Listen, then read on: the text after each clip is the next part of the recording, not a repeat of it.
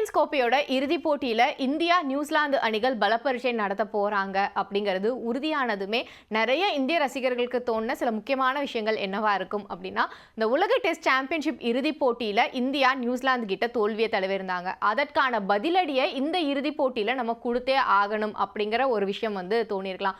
அப்படியும் இல்லையா, இப்ப ரீசெண்டா நடந்து முடிந்த நியூசிலாந்து மற்றும் இந்திய அணிகளுக்கு இடையிலான அந்த 3 போட்டிகள் கொண்ட டெஸ்ட் தொடர்ல இந்தியா ஒயிட் வாஷ் ஆயிருந்தாங்க.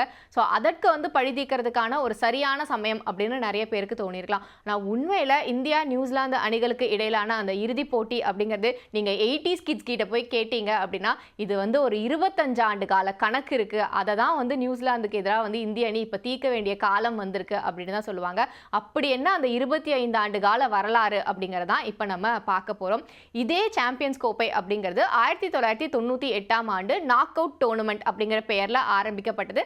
அதுக்கப்புறமா 2002ஆம் ஆண்டு தான் அது சாம்பியன்ஸ் கோப்பை அப்படின்னு பெயர் மாற்றப்படுது. இந்த 1998ஆம் ஆண்டு போட்டி அப்படிங்கிறது வங்கதேசத்துல நடந்தது. அதுக்கப்புறமா 2000ஆம் ஆண்டு போட்டி பார்த்தோம் அப்படின்னா கென்யால நடக்குது.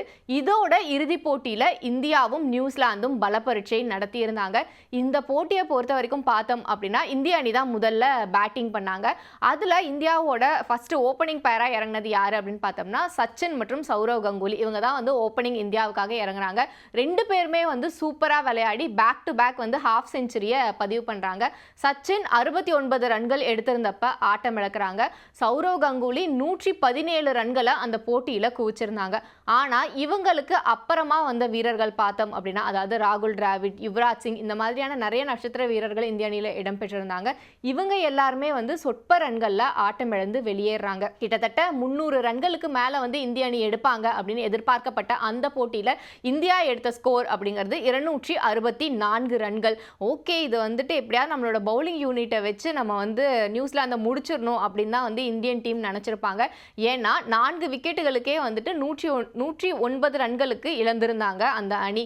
ஆனா அதுக்கப்புறமா பார்த்தோம் அப்படின்னா நியூசிலாந்து அணியோட கிறிஸ் கிரெயின் மற்றும் கிறிஸ் ஹாரிஸ் இவங்க 2 பேருமே சேர்ந்து இந்திய பந்து வீச்சாளர்களை பதம் பார்க்க ஆரம்பிக்கிறாங்க. குறிப்பா சொல்லணும் அப்படின்னா கிரெயின்ஸ் மட்டுமே அந்த போட்டியில 102 ரன்களை எடுத்தது மட்டும் இல்லாம கோப்பையையும் அந்த அணி தட்டி செல்றதுக்கு முக்கிய காரணமா இருந்தாங்க. அதுக்கப்புறமா ரொம்ப வருஷத்துக்கு அப்புறம், அதாவது 2002ஆம் ஆண்டே இந்தியா சாம்பியன்ஸ் கோப்பையை ஜெயிச்சாங்க. ஆனாலுமே அது பார்த்தோம் அப்படின்னா இலங்கை மற்றும் இந்திய அணிகளுக்கு பகிர்ந்து அளிக்கப்பட்டது மழையின் காரணமாக. ஸோ அப்படி பார்த்தோம் அப்படின்னா அதுக்கப்புறம் ரொம்ப நாளைக்கு அப்புறம் 2013ஆம் ஆண்டு தான் இந்தியா சாம்பியன்ஸ் கோப்பையை ஜெயிச்சிருந்தாங்க. ஸோ முதல்ல அவ்வளோ 25 வருஷத்துக்கு முன்னாடியே இந்தியா ஜெயிச்சிருக்க வேண்டிய கப்பை நியூசிலாந்து தட்டிட்டு போயிருந்தாங்க. ஸோ அப்படிப்பட்ட நியூசிலாந்தை இந்த இறுதிப் போட்டியில இந்தியா வீழ்த்தணும் அப்படிங்கறதான் இந்தியர்கள் எல்லாரோட எதிர்பார்ப்பாவும் இருக்கு.